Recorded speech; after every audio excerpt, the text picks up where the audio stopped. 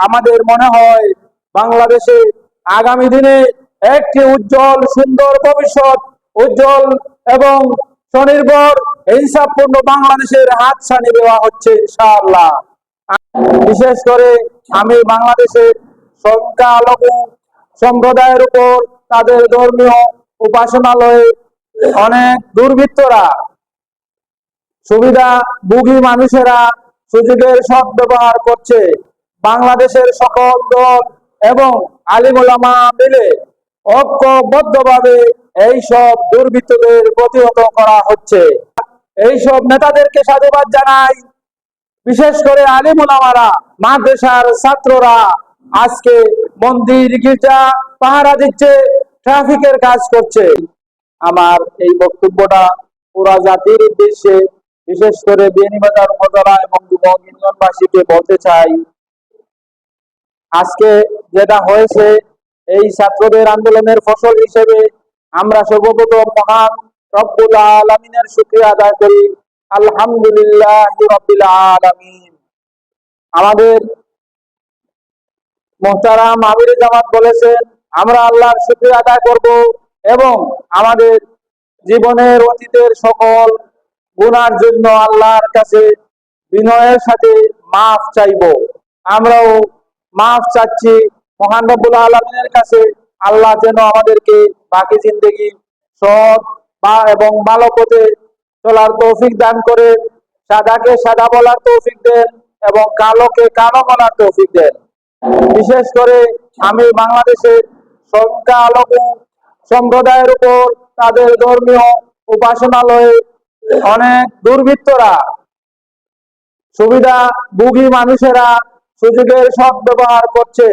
বাংলাদেশের সকল দল এবং আলিম ওলামা মিলে ঐক্যবদ্ধভাবে এইসব দুর্বৃত্তদের প্রতিহত করা হচ্ছে।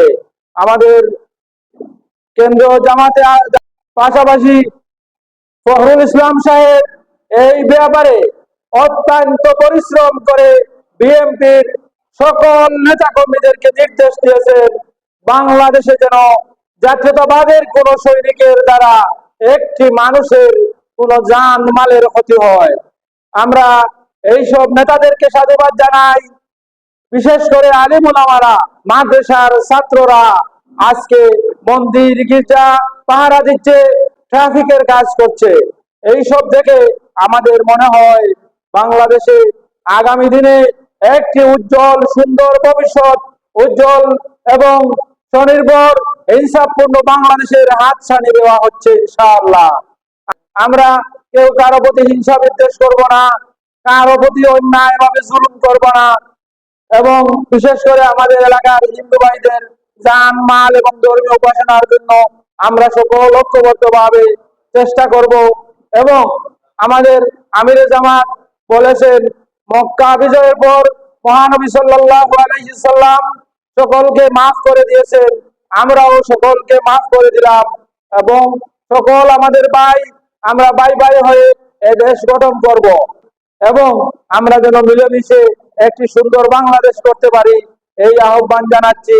এবং আমি সকলকে বলবো আমরা এই আন্দোলন করে প্রাথমিকভাবে বিজয় অর্জন করেছি, পুরোপুরি বিজয়ের জন্য আমরা সর্বাত্মক কাজ করব এবং ইনশাআল্লাহ এই বাংলাদেশ একটি সুন্দর বাংলাদেশ বিনির্মাণ হবে।